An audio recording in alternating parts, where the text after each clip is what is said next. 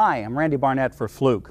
With 35 years of experience as an electrician, well, I've finally become a power quality expert and electrical trainer.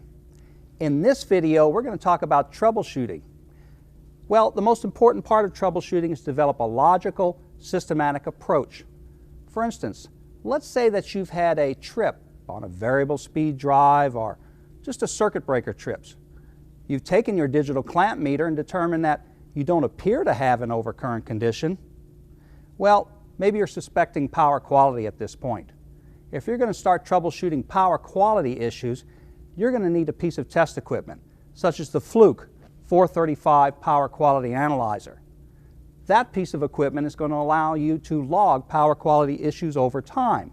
So what you're going to need is the FLUKE 435 Power Quality Analyzer, your personnel protective equipment, make sure you follow your plant safe work practices, and a little bit of training you'll need on the FLUKE 435 and basic power quality.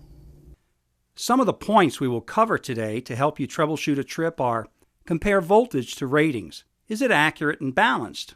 Compare normal operating current to ratings. If current is 20% below ratings, log to get maximum at any one time. Log your max current. Identify any loads switching on or off, and in-rush survey any big loads. Start troubleshooting at the service entrance, where power actually enters your facility. You have to know the quality of the power that enters your facility before it is distributed to your loads. Make sure to check your panel rating. Observe meters when possible, and always make sure you know your nominal system voltage as found on the nameplate.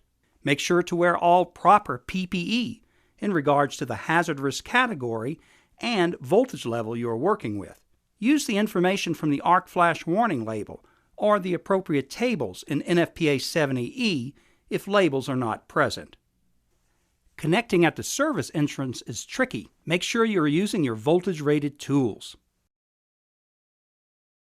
Here you can see inside the main cover to show you exactly how connections are made. Always make your connections at a point downstream of the main breaker, as we're doing here.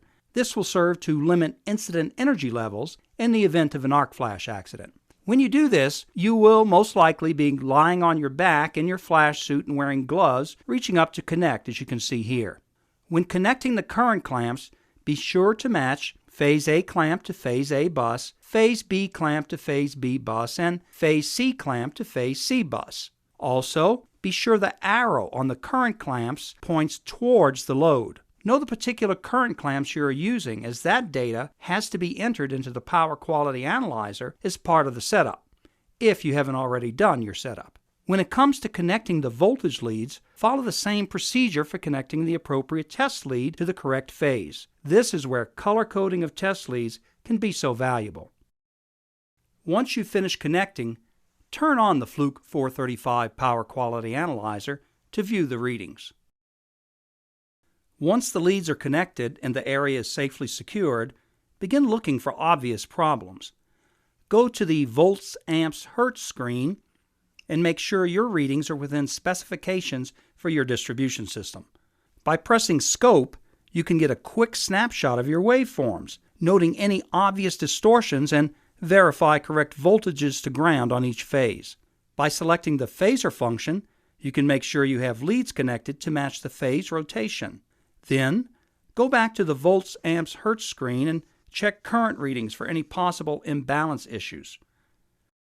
To begin logging, select the logger function from the main menu. Set up logging parameters from the logger start screen and press Start when ready to begin logging data. Not only will your selected values be recorded, but any readings deviating from your minimum set points will be recorded as events. You can always come back periodically to monitor data logging. Let the FLUKE 435 log for about a week. If you didn't find anything at the panel, then it's time to check the next loads down the line. Start by identifying your biggest loads and get their basic operating schedules. Look for big loads switching on and off. Using a thermal imager can help find high resistance connections, load imbalance, or faulty equipment. Log images and compare images over time to obtain trending results. Set up and connect the Power Quality Analyzer to monitor a specific piece of equipment, such as this air compressor. Be sure to note the range setting on the inside of the AC current clamp. Once the leads are connected, turn on the power quality analyzer and use the phaser screen to verify proper connections. If you're suspecting this large load might be causing a voltage sag in your distribution system due to its excessive inrush current when starting, then select Inrush from the menu and begin recording data. Once you've recorded a few starts on this machine, you can compare your amperage readings to the motor full load amps and code letter on the nameplate. If your motor is drawing more inrush than what you should expect, then maybe not only is it causing your voltage sag, but you're getting close to losing that compressor. So, if you still haven't found the cause of that problem, go back and recheck those large loads and see when they're starting and maybe how many start at one time. Then set up your power quality analyzer and log the data for at least a week at the breaker that's given you the problem. Then you can download that data, analyze it, and hopefully solve your problem. For FLUKE, I'm Randy Barnett.